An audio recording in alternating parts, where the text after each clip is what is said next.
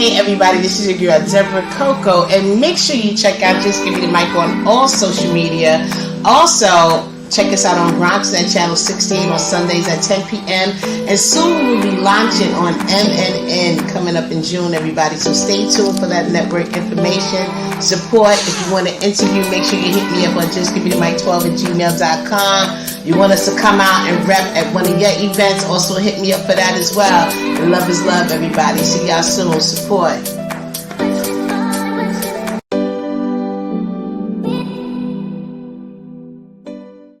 Good evening, everyone, and welcome to the Just Give Me the Mic show.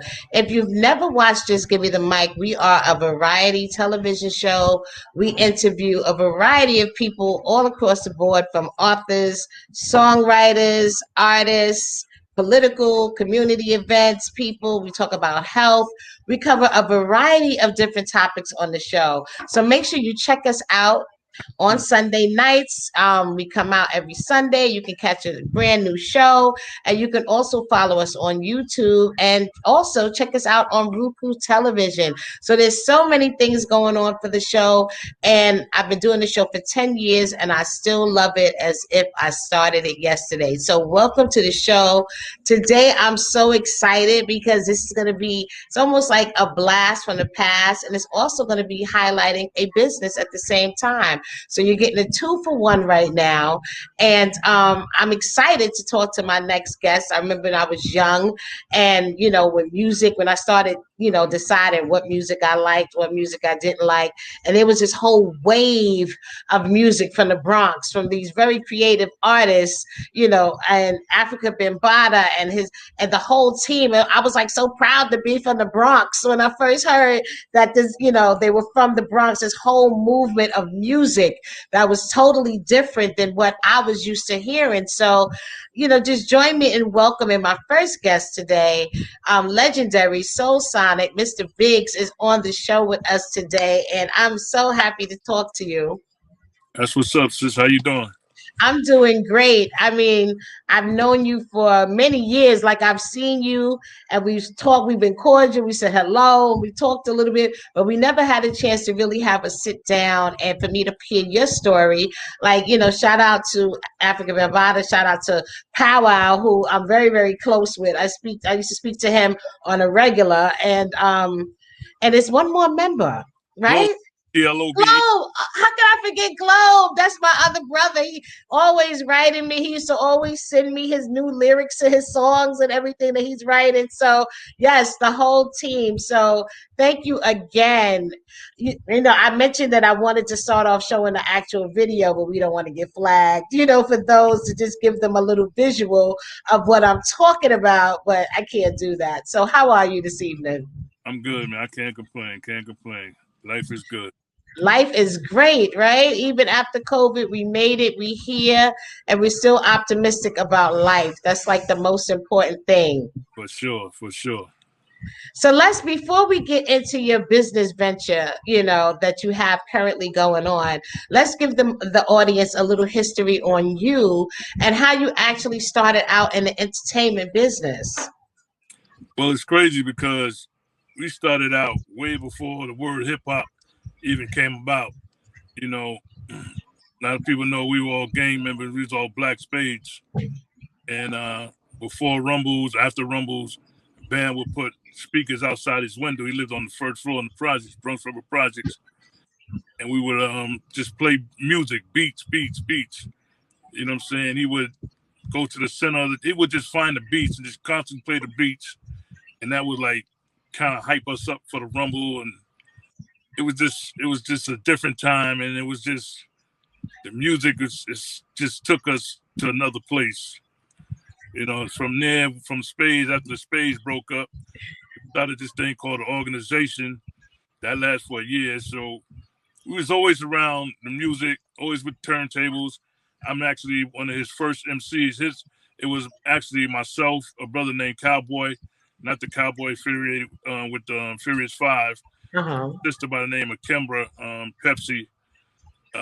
Cowboy ended up becoming a Muslim, and Pepsi, both which was older than I were, and Pepsi joined the Job Corps, and that just left me. And we just go around DJing, playing music, and then I'll be his MC. But we wasn't spitting bars like they spit bars. It's more basically just hyping up hyping up Bam. Had my brother Zombu. He was the other DJ. He was also a member of the Zulu Nation.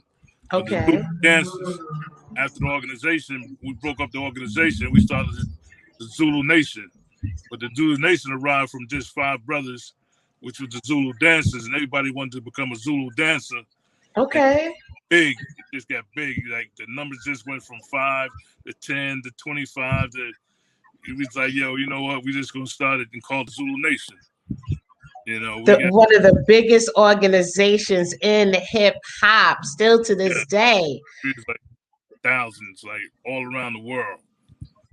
Did you expect, for it to go international? Like, I've been to a few Zulu Nation anniversaries, and I've met people from all over the world that comes here. They used to come here to support these events. Did you even have that kind of vision? What did you really think, if you could remember back? Like, what was the first goal of the group that y'all actually put together? Was it just to enhance music, or was it for Bam to get some of his beats out and to share his sound, that unique sound of the Zulu Nation? It was actually just teenage kids having fun. Okay. So Sonic Force was actually about 12 members at the time. You know what I'm saying? Cosmic Force came from there, and Jazzy 5 MCs came from Soul Sonic Force. Wow. We just broke. It was 3 groups in one, and we became Soul Sonic Force. The main, me, Palm Island Glow. You had Lisa Lee, Ice, and Nike C. Then Ice. Who was it? Ice, Chubby Chub. I can't remember all the Jazzy 5. It was 5 of them. Okay. And that's bad. It'll come to you. It'll come to you. It's not like it was yesterday. You know what I mean? It'll definitely come to you. And shout out to Ike C too. I forgot about. I can't go on without mentioning Ike C. And Jazzy J, which was with DJ along with Bam Bada at the time. He started DJing for the Jazzy 5. Okay. So what was as far as music, right? What were some of the things that you felt was very unique about the music coming from Zulu Nation at that time? Because it wasn't ordinary beats. It was a lot, not in my opinion, it wasn't. It was a composition of many different elements within the sound of the music that came from Zulu Nation. Because unlike a lot of the DJs back then, they followed the trend. They followed God bless the dead, Frankie Cocker, whatever he was playing. Right. They followed the radio. Where Bam would actually go, we would actually go into record shops, and if an album cover looked funky, he would buy it. He didn't even know what it was. He didn't even know the name of the group. Never heard it before. He just this is it, right? Yeah. Oh, this album cover looks funky, and then he'll read this and then he'll just go home and he'll just find the break beats and whatever record. We brought so many records we brought into the game. Like people would just gather around. I remember one time. That's why they call him the master of records. He when we first, I think we battled Cool Herc, and that's the Western PAL, and that's the first time no one ever heard we will rock you. That's the first time no one ever heard that. That's he was on that. Like he didn't care who he white, black, Chinese. He didn't care. If that album cover looked funky, that was buying it. And he just happened to buy that. And he was like, and Herc went on first, and he had the big speakers, and we had Jazzy J and Sinbad. They built the speakers just for this. They built our speakers, and we back then the big boys we had Macintosh amps. You know, if you didn't have a Macintosh Jam, you was just playing music. You know? That's it. You just You playing just music. there, yeah. So we had two of those. Wow. And when he put that record on, the crowd went crazy. Like, yo, what the hell is that? Wow. And like, doom, doom, tsh, doom, Right. doom, I'm about to beat on the table and do yo, these, it was crazy. And then he always, I mean, even with Mexicano and all those records came out. I mean, we found those records. We actually went downtown to the record shop and we brought them all. They were like $3 or $4. Wow. And we came back to the Bronx and we was actually selling them like 50 to 75. We even got 100 for some because people just had to have it and nobody know where to get it. Right. Y'all had that secret location. Yeah, and Bam he just had a knack for this. I mean, you would go. He actually had a room with just albums like from floor to ceiling. Wow. A true visionary. It turned into an apartment. He had an apartment just for records. Just for records. Oh my goodness. I don't think nobody has that today, paying rent for a place and there's only records in there, you know? Just for records. You know, but you know, he was collecting records since he was 11 years old. You know, okay. That was his love, like just records. Like everything was to him, everything was music. You know, we off doing other things, and he just music. Wow. So he was definitely focused and driven at an early age. And then the thing about it, how did you meet? How did Powwow and Globe, how did the other members form? Did y'all just like meet along the way, or were they kind of like brought into the group? Like, how did that happen? Well, like I said, we all from Bronx River. Powwow always was from Clinton. He was on the west side. But his aunt lived in Bronx River. Okay. So he was always in Bronx River. You know, he ran with us from day one. Like, you know, he was a Spade along with me. You know, he was baby Spades, young Spades. She's always, you know, with me. And then he brought Globe in years later because Globe lived on that side of town. You know, okay.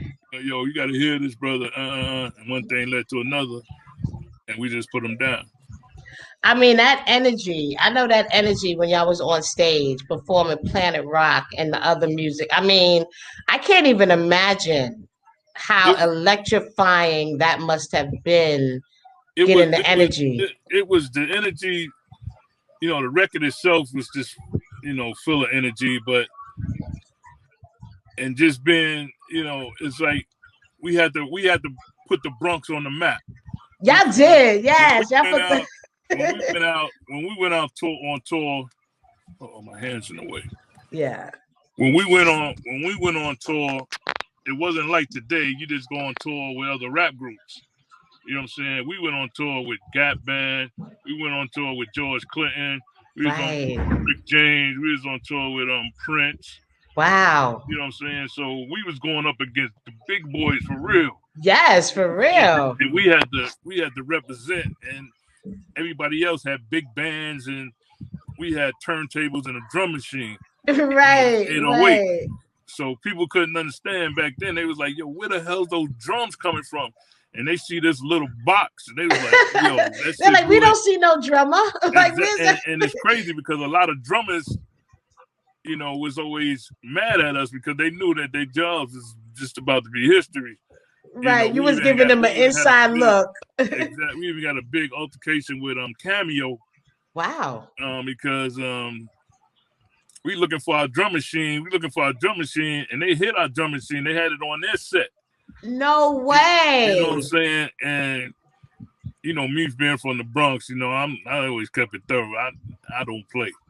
I just went on their set, ripped the whole shit out. I don't mean to be cursing. And then the dude from Cameo, the lead singer, I forgot his name. I can't even think of his name. I know he used to wear the red pants, you know? Right. He was like, man, y'all better enjoy this rap stuff now, because in 3 years it's gonna be gone. And I'm like, you know, and that always sticks on my mind because we in 2021, and that was '82. Right. And look how big, you know, hip hop has gotten. I mean, it was just going up against those guys, you know, it showed us a lot. Like when we started going up against other rap groups, they didn't really have a chance because we were, you know, we learned from the best. Right, You know right. what I'm saying? We learned from the best, and it was crazy. It was fun times. Oh my goodness. I was reading, I was like 1983 is when the song came out. 82 Planet Rock dropped. Oh my goodness. And all these years, like even today, when I was preparing for the show, I played the video, the original video, and I was still in here dancing. You know, you cannot hear that play to this very day and not move. It's just something about that the whole composition of that song, you have to move. Yeah, it was just dope. I mean, people, my oldest son, his birthday was yesterday. He just turned 35. Wow. And he a big Jay-Z fan. And a few years back, we went to some sneakers. We wanted to get some sneakers. Took him to get some sneakers.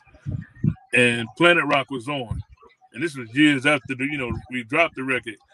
I said, man, when you hear Jay-Z song 15 years from now, like you hear Planet Rock, you all at me. You talk to me. Right. You know what I'm saying? Nobody can say nothing about your movement. You know Nobody. and then people ask us about our costumes, like why we wore the wild costumes. First of all, we grew up with the Funkadelics, George Clinton. Right, we was always on that vibe. Right. So, you know, we wanted to take that to rap, and then again, back then, you couldn't look like the audience. You know what I'm saying? You couldn't look like how the audience dressed. You had to, you know, they looked up to you as a god or like something. They didn't want to, you know, if I'm dressed the way you dress, like you put me on the same level on the, you know, right. And that wasn't acceptable back then. Yeah. So all the groups, you know, like a lot of the hip hop groups in our era, a lot of them wore tuxedos and suits, and I see a lot of leather outfits, you know. And all, yeah. And they caught on, you know, because first, before the leathers, they was wearing suits. Okay. And then they knew that they had to change up. After we changed the game, they knew they had to change the game. I saw a powwow with the big feather on it. Yeah, you know, and people don't understand, like, those costumes, you know, we paid a lot of money, and we had several of them, and it was like really expensive, and like it was like our armor. Like when we put those on, we got on stage. Every time we went on stage, it's like going to war. Right. You know what I'm saying? Because you want to do your best, you want to be your best.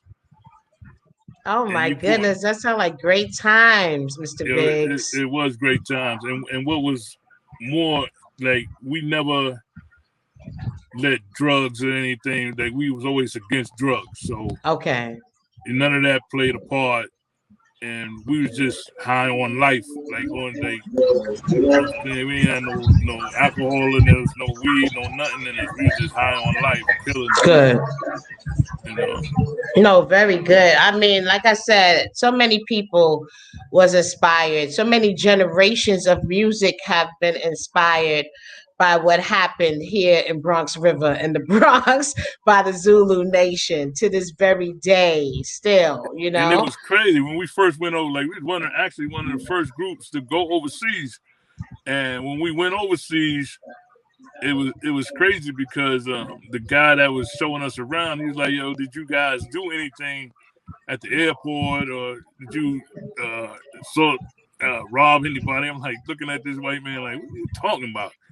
Yeah, we don't do those kind of things. You know what I'm saying? You're like, well, we got these people, they've been following us for hours. They just following.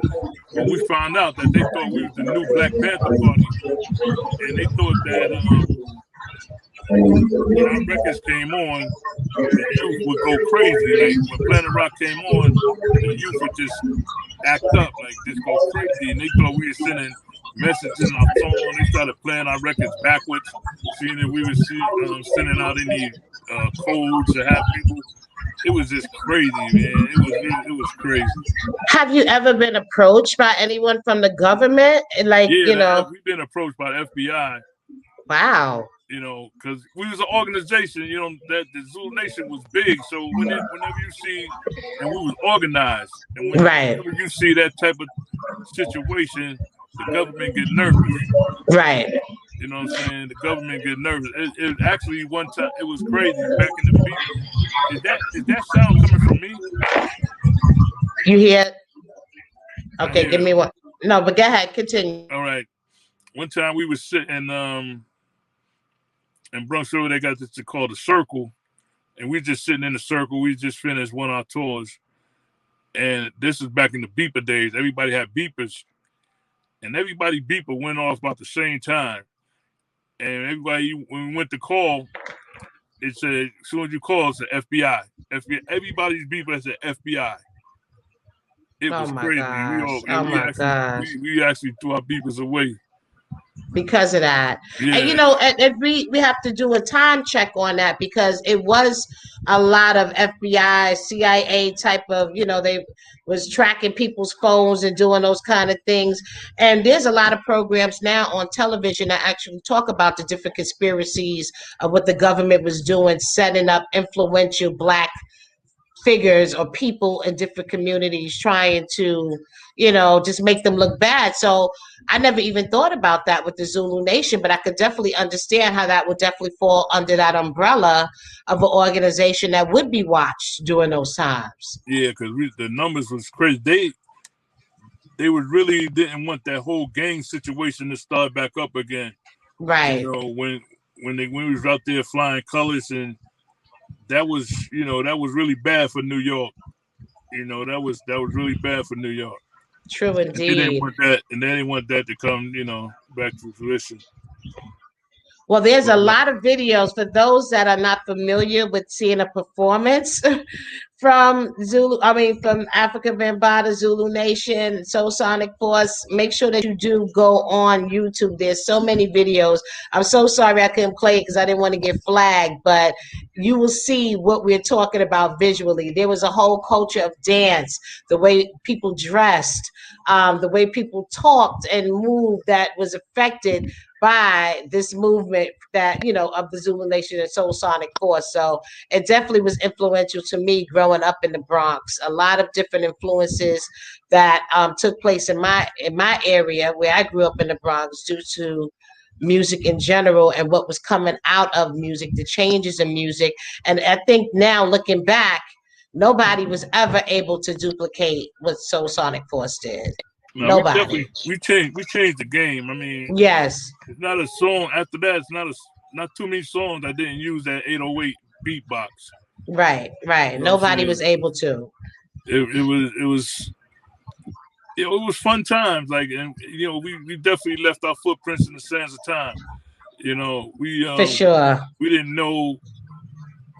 I just wish we were more business minded back then. That's why I give these cats today, these brothers today, a lot of credit, man, because they doing a lot. They making a lot of money, and they putting that money to use. A lot of them is making a lot of big moves. You know what I'm saying? They owning their own masters. A lot of back then we didn't have no one had that conversation with us. Right. You know what I'm saying? We were fortunate to own our stuff because we were just too mean and evil to sign anything. You know what I'm saying? Nobody's taking rights of this You know music what I'm over saying? here, right? We didn't know nothing about the music business, but we knew not to sign. So they took a gamble and they fell. They just thought, through the years that, first of all, nobody thought the records was gonna be as big as they were. Right. You And had then no that way to know because y'all were the groundbreakers, You're the exactly. And ones we that had opened up the doors. You wasn't even sure if people would even understand what you was doing. You know what I mean? that, So and they it's hard wasn't to nobody, project. and there's no one, was no one there to teach it. Like now, the young brother come to me, and I could tell him like, don't do this, don't sign that. Right. You need a lawyer. You need another lawyer because that lawyer's telling you some bullshit. Right. A lawyer to check that first lawyer. Exactly. Right. That I is could tell true. them we ain't had no one to tell us that. We didn't have no one to say invest in this and Right. get into the stock markets. We had no one to It, tell us that. it was just an era of the times. I mean, even when the music first came out, the music business didn't even know how to market it. They didn't even know if it could make money.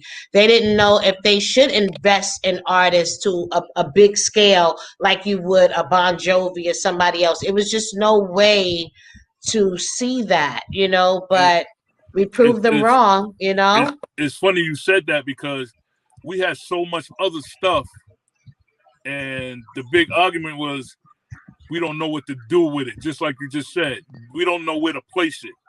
You know what I'm saying? Is it an R&B song? Is it a rap song? Is it a gospel song? You know what I'm saying? We had so much different stuff that never even came out because the record company didn't know how to place it. Right. That I know that was a big thing that I've been hearing across the board for a few artists.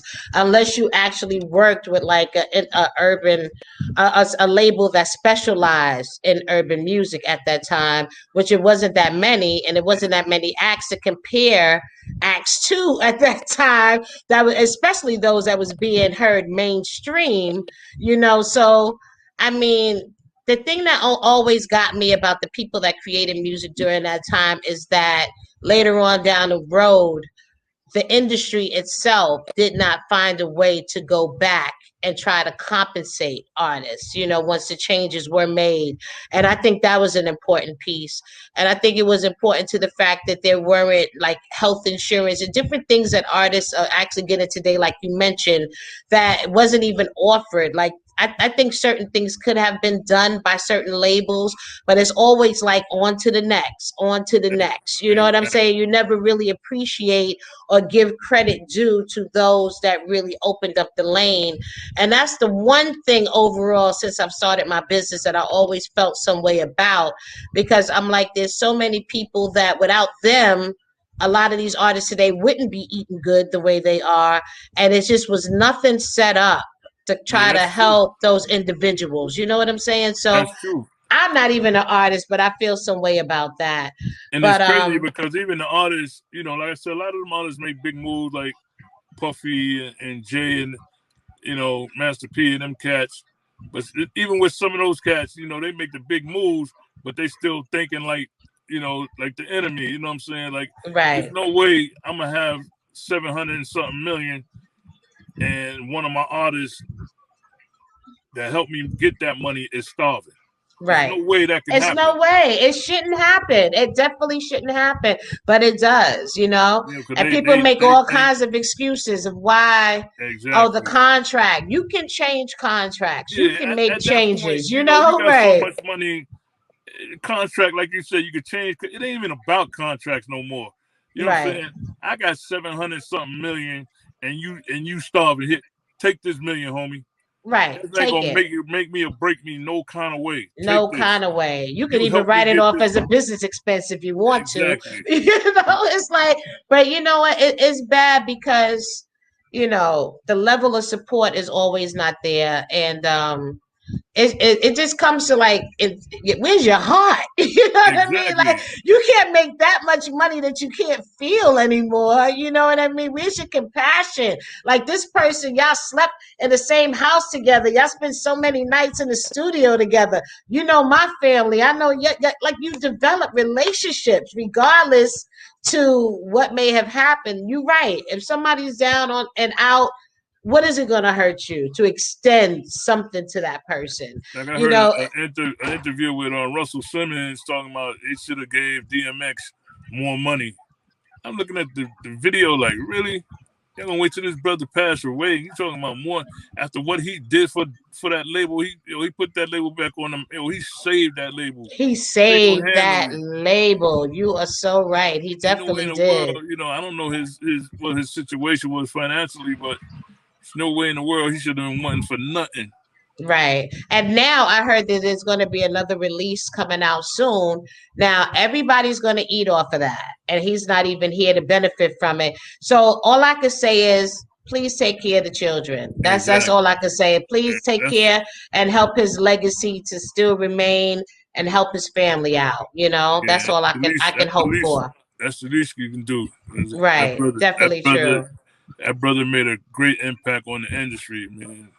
He was so relatable and so personable and so authentic in his journey that you could, I mean, even if you don't really know his whole story, you know there was some pain if you seen him in some part of his life doing interviews, his family, or being on certain shows, or reading a book. That is what, it was so many different ways, and a lot of us relate to that pain on one level or another, For sure, for so sure. just as a human being that went through all those struggles and made it to a certain extent, like I won't say to a certain extent in that way. I'm saying you could still make it and still not be happy inside.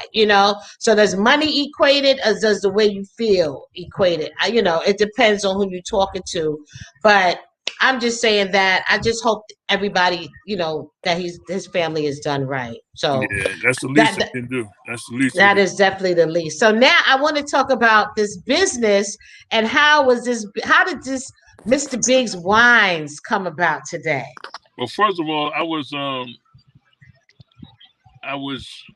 had retired about 3 to 4 years because I worked juvenile corrections for like 21 years. Okay. The music started dying down, and I had retired from that, and I started doing Soul Sonic Force T-shirts. I was selling them on the internet, and then one of my buddies I grew up with in Bronx River, went to high school and everything together. Ray Ramos, he went to the service right after high school. At some point, he was stationed in Italy, and then he got into the wine game. And when he saw me doing the T-shirts on Facebook, Facebook is good. You meet a lot of people from your past. Right. And he called me up like, "Yo, Big, you remember me?" Like, I know a whole lot of Rays. Then he broke it down, and then he said, told me about the wine game, and I was like, people always coming at me with different things and stuff. So I was like, yeah. Then he just kept calling me. I said, you know what? All the wine, all my wine comes from Italy, and they bottle it in Florida where he was at. And so my wife and I, we just went down there and checked it out, and one thing led to another, and I got down. I put my money into it, put my money into the wine game. Okay. Then that But was a whole new venture for you. So, like, it was because you know what I'm saying. It first, people ask me, "Yo, Biggs, how I get into the wine game?"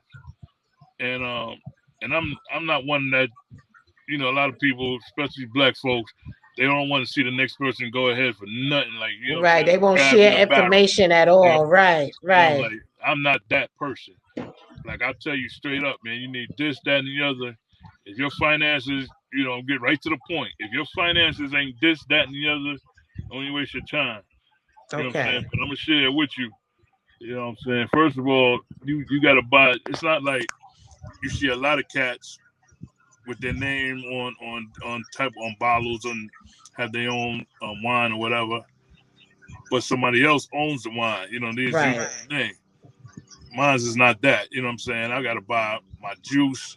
I got to buy my corks. I got to buy my bottles. I got to buy my labels. You know what I'm saying? I got to buy my boxes. I got to buy everything. Wow. You know what I'm saying? So first is that. And then, you know what I'm saying, you got to know the right people. Like like I said, all my grapes come from Italy.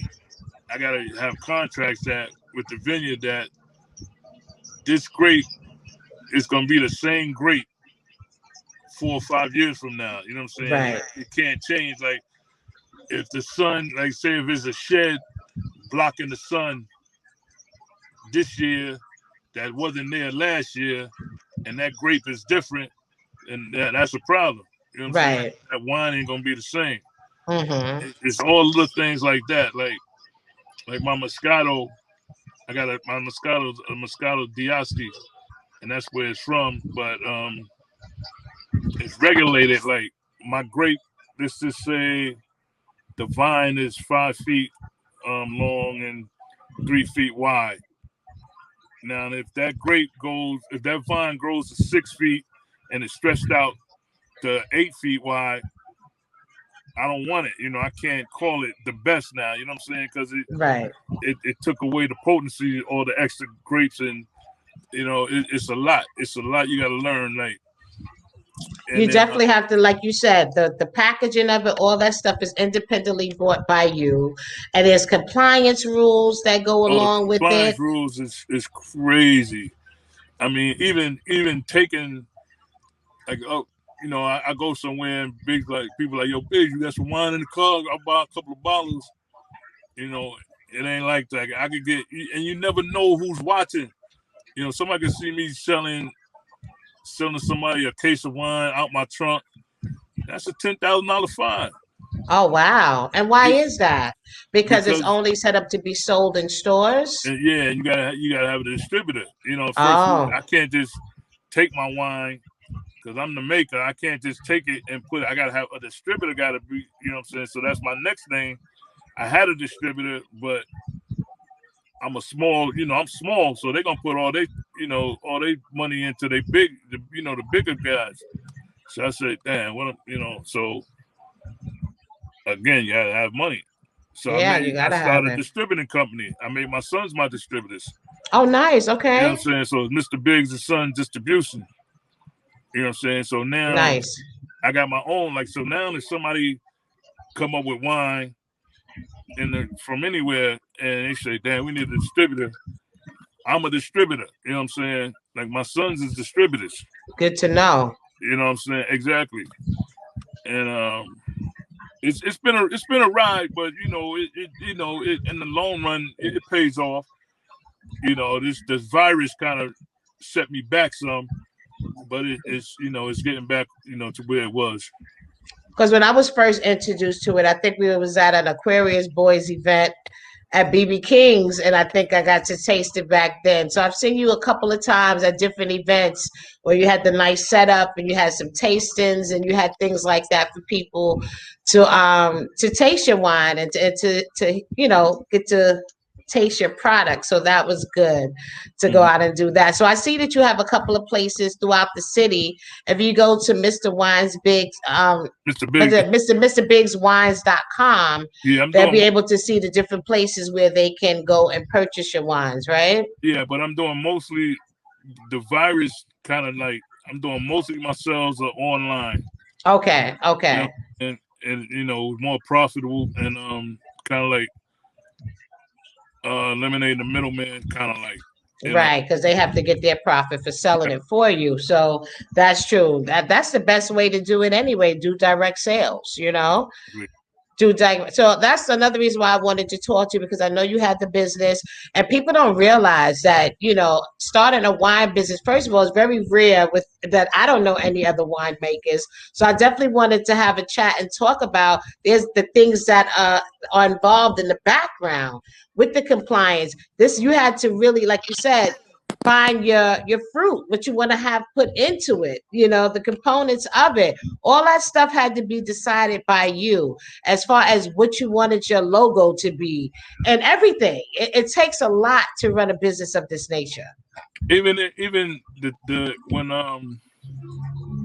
when I started the distribution company, they run the check fingerprints and this. You got to meet with these people and that person because they want to make sure you don't have no criminal records or nothing like that.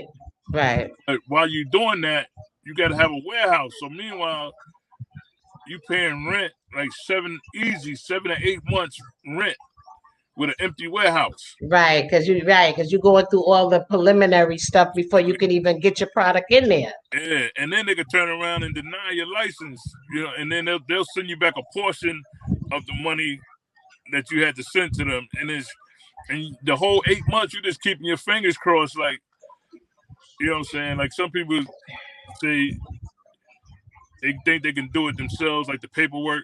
Stuff like that, you need a lawyer, man. You need a lawyer, right? This is a big deal. Yes. Yeah, you go ahead and try to do it yourself, because a lot of people are, I'm good with paperwork. I'm a business.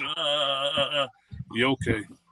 that fine print be the one that gets you, And, you know. And unless you have that legal background, you can definitely get yourself caught up in something and might not be aware of it. You do not need to misinterpret anything that has to do when it comes to starting your own business. So exactly. that's an important fact to share. I wish we had more time. I actually have my next guest is waiting, but I definitely want to thank you for joining me and sharing that great history with us today, and also telling us about your company. So again, go to MrBigsWines.com if you want to support and purchase your own wine. I can tell you myself, as a previous taster, it tastes very good. No doubt, no doubt. I, Yes. And you can follow him. We got the social media tags if you want more information. If you have a store and you want to possibly go into, do a collaboration, please reach out. That's what the show is all about, connecting people and hopefully creating more opportunities of, to expand businesses and support for my guests on the show. So thank you again for joining me. And thank you for having me. yes, and we'll be right back. The legendary Mr. Biggs, everyone.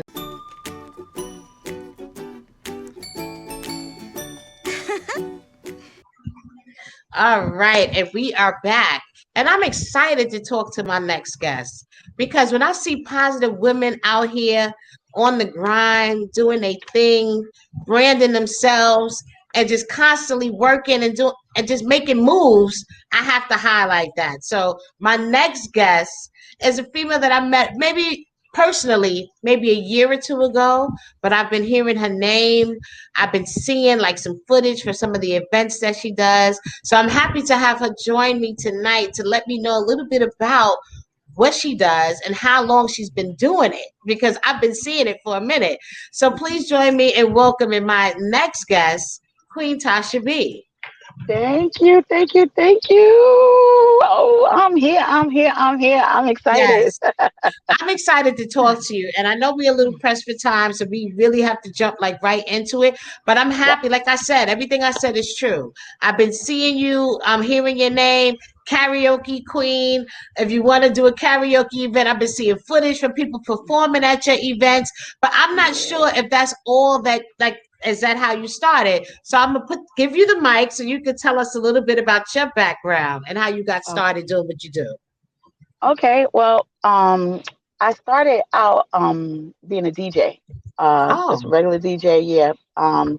Learned on turntables, actual turntables and stuff. No computers, no virtual DJ, Serato, none of that. Just on turntables. That's my favorite thing to do. I'd rather do that any day than to do what we do today. I learned on two turntables by in somebody's basement, ex-boyfriend of mine, and he used to work the clubs. He was the DJ for this one club or whatever, and taught me, and I just followed along. Used to go with him to the clubs and everything. He was a um he did more reggae than anything, Jamaican okay. music, and I just learned from there, and from there picked up a couple of venues as as I got older, whatever, just got more into the music thing or whatever, and from there, you know, I there was a lady who I used to go to karaoke shows all the time, and there was a one young lady who used to ask me, listen, I love your vibe, I like the way you interact with everybody, do you want to, be a karaoke host for me? And I was like, nah, I just like have to have fun, it just wasn't my thing, Right. and she was like, you sure? I was like, yeah, I'm sure. And then I got laid off from my job, and seen her again, and she was like, that offer still stands if you still want to do it. And I was like, you know what? Might not be might not be a bad idea. Yes, I think I want to host some karaoke So now. Right, yes, right. yep. So that So will do it. That will push. I think we have to deal with real life. That pushes us to make a lot of decisions, on a absolutely, spur that we wouldn't absolutely. expect to make. So that's how Queen Tasha B, the Hmm. karaoke queen, was created. Yes, yes. Okay, okay. Now see, I That's learned how that was. something already. I didn't realize you was a DJ. Yes, I DJ. I DJ. I do weddings. I do bar mitzvahs. I do sweet 16s. I do. So that's why sometimes I try to keep my Saturdays clear for like special events or whatever, because that's the real money maker right Right. there. So still to this You know, day, you still DJ events. I still DJ events to this That's day. awesome. Yeah, I do. I did a wedding about 3 weeks ago. Yeah, and it was Wow. beautiful, beautiful wedding. It was a small wedding, but it was very beautiful. That is awesome. So let's Yeah. talk about karaoke, right? Yes. Because Let's talk about how I karaoke. mean, you have a lot of different venues that you work from during the week. I see you have Hmm. different locations. Like, how did it pick up for you? Like, and what do you like most about doing the karaoke events? Okay, well, first let me say, the young lady who asked me to do karaoke for her, I started doing karaoke for this one place called Casbah in Castle Hill. I started Hmm. there, and I was working for her, and I was giving her, 50% of the money that I was making. So, the owner actually came to me and he was like, "Listen, you could do this by yourself." He was like, "You don't need to be, working for this lady." And So giving somebody me, 50% of your money. Exactly. Right. So, but me just, feeling bad, like, Dag, I didn't want to take the spot from her.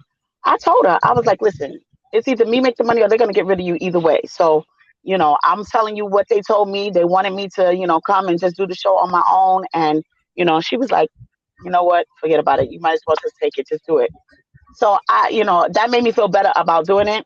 And then Right. from there, it Right. just took off. I just started, um, by word of mouth, people just told, like, oh, there's this spot, they could probably use karaoke. You should go there.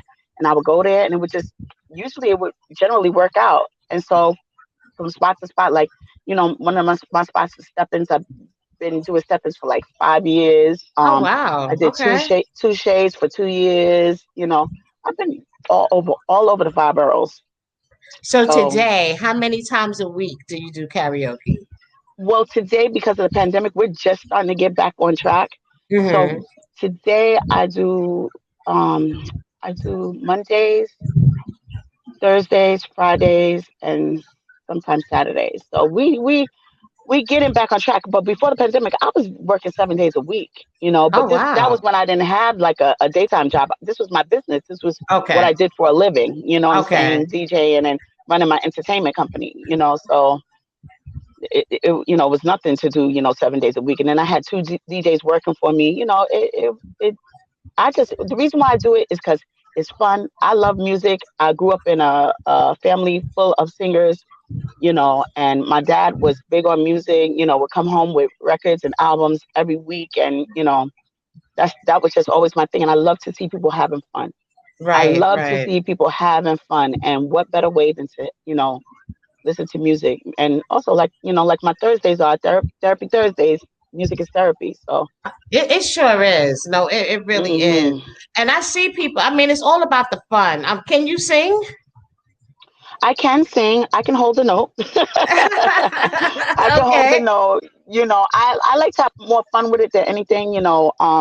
Everybody always trying to get me to, do something somewhere. I've been on a couple of, background tracks or whatever like that. But I've been trying to put out. I've been trying to put out a single for like the longest. Let me tell you. And every time I had this one single, it was done, finished. I waited too long, and somebody bought the beat, Oh wow. so So I couldn't do anything with it. Yeah. Now I have a song produced by Zach Arts, uh-huh. and we're finishing up. We got the music for it. Everything is called "Call Me," and Okay. hopefully we're trying to put it out by his birthday, which is May 19th. Oh, Um, you yeah, got right a around the couple corner. more right around the corner. I Right want to be around the in a music corner. video. Okay. I don't know. I just Yeah, want to there be you in the go. background somewhere in the music There you video. go.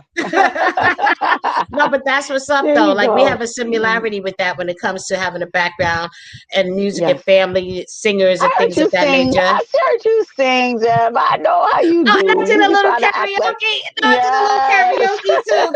But then I got all shy and was like, here, take the mic because I didn't know the words. Exactly. And then when you had a couple of things to sip, you can't even read the teleprompter no more. You just all off beat. You're like, oh man, just Exactly. forget about it. You're doing your own thing. But it's definitely fun, a lot of good energy. And Mm. I see people, they just are like, it's just awesome. It's like whether you can sing or not, to just get up Whether you there can and sing or try. not. It's a beautiful thing. So let's talk about this podcast that we got going on right now. Yes, podcast. Okay, so right now I got two podcasts going on. Let's talk about it because you've been on the show, and that was Yes. awesome. That show was Yeah. awesome. We got so many views and so many comments on that show. But Nice. yes, what let's talk about it is we provide the platform for unsigned artists. We got some really good chefs coming up on the show real soon. That's why I want to get the back into a spot where we can have live guests because we're gonna have them bring food and serve food and everything. So Invite me to I'm looking those forward to sessions, that. please. Yes, yes, definitely. Got a couple of entrepreneurs that do different things, clothing lines, usual stuff. We do have this dance group that's coming on the show. I can't think of their name right now because I always mess it up and I don't want to mess it up. But they're coming on the show in 2 weeks. So, we got Nice. a lot of things going on. It's been a hit. It's going to be a year at the end of July, beginning of August.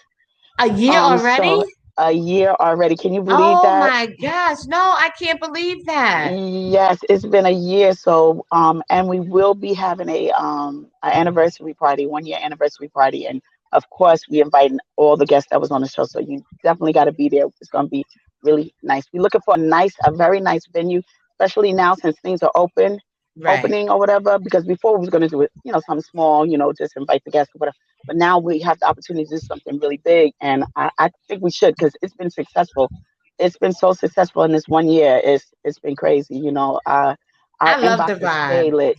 No, Yeah. I love the vibe, and I have such a good time when I came through before and Yes. I supported the show. I mean, I used to come You through not did. just because I was a guest, but I used to come through and Just come thoroughly and chill. support. Yes. Yeah, and I did I have a love that. really good time with the audience and the guests and the people and your guests shared some good information. So Yes. that's what I love most about doing the show is the information that you learn through other Yep. people's stories. I think that's an incredible Exactly. thing.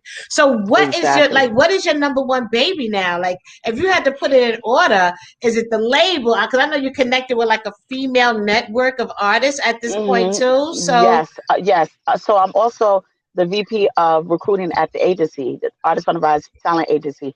So that's been like my project right now. I've been really, really concentrating on that because everything else kind of has been put in place and flowing pretty nicely. Whatever. Not saying that I'm, you know, putting it to the side, but it's working for itself right now.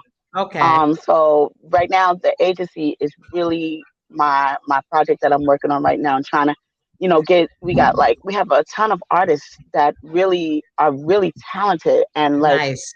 I want to help them so bad and help them get, we're not claiming to be no label or nothing like that. We just help them get prepared for a label that's ready to sign them, So it's like artist making them the star that development. they are. Yep, Artist development exactly. because That's exactly what it they is. have to learn all the components of the business so that way when they Exactly. do have those opportunities they are fully prepared to represent Exactly. themselves in the best light forward, so that's awesome. Exactly. Artists, you Yep. need that. You definitely need artist Mhm. development.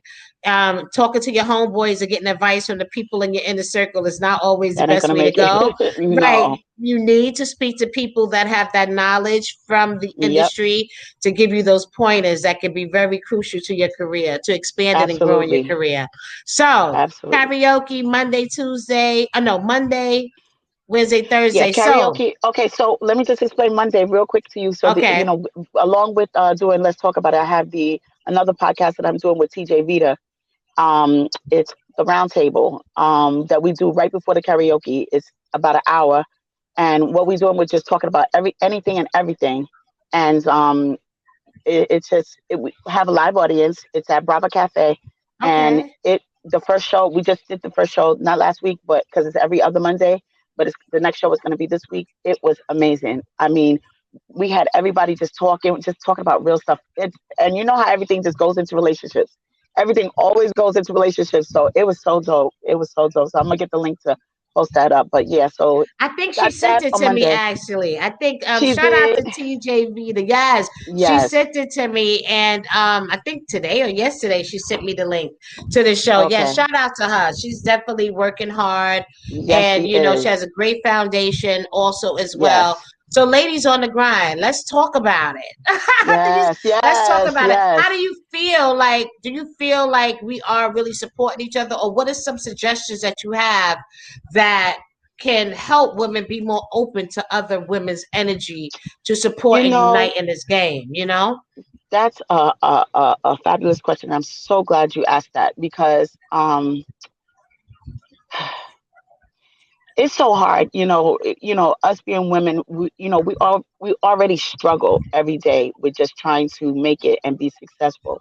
And then, we end up competing with each other instead of helping each other. And that's the hard part, and you lose a lot of people that you call friends. You lose a lot of people that just because of stupidity and just ignorance and pride and ego and just wanting to be the best. And I'm not saying don't want to be the best, but be the best. And just if you have something you could learn from, or you could teach somebody something that they could learn from, that's the way we got to do it. Like, because we're not going to be successful competing against each other and just, oh, don't get me wrong, a little friendly competition is what's up. I'm definitely trying to be better every single day. Like, I see you, I told you this before, that you are one of my inspirations. I see what you do. You've been doing this for years or whatever. And I don't consider you competition. I look up to you. I look up to you and I look up to what you do.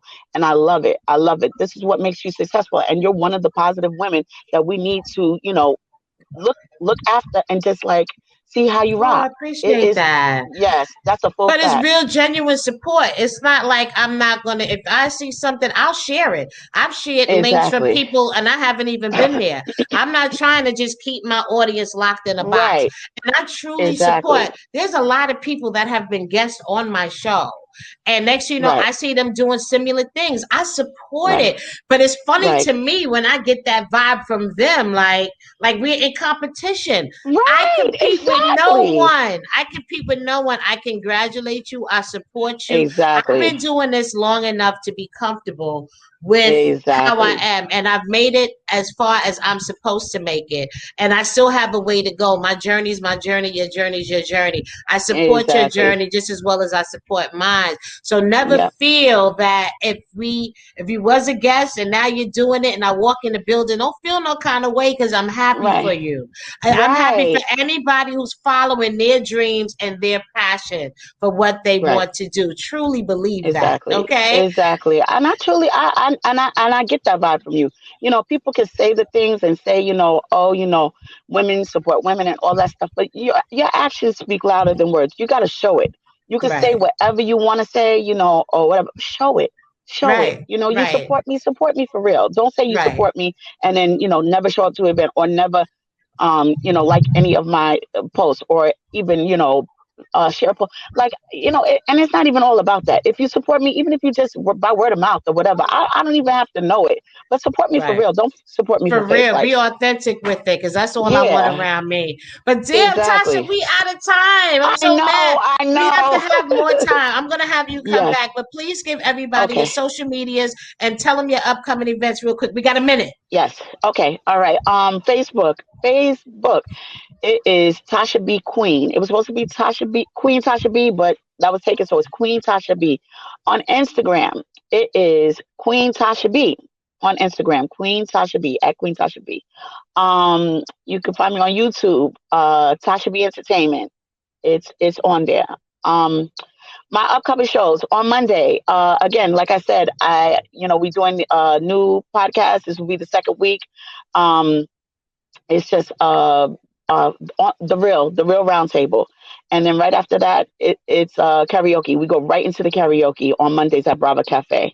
On Wednesday, the podcast. Let's talk about it. It goes down 7 o'clock tonight. It's going down 7 o'clock. Make sure y'all tune in on all social media with my boy Nat Fisher. I can't forget to shout out Nat Fisher. Cannot forget to shout him out. Yeah, shout out Thursday, to Doc Fisher and the team. We yes. got 5 seconds left. Oh Support my God. Okay. guests. Support my guests, y'all. Support Just Just Give Me go the on. Mic. You'll see it. Yep. Right. Follow her and you Yep. get to If you, see all her upcoming events because she's going to post her flyers, Tasha, yes. every Yeah. day that she has an event. Okay. I'm Yes, here I to say will. I'm going to be looking.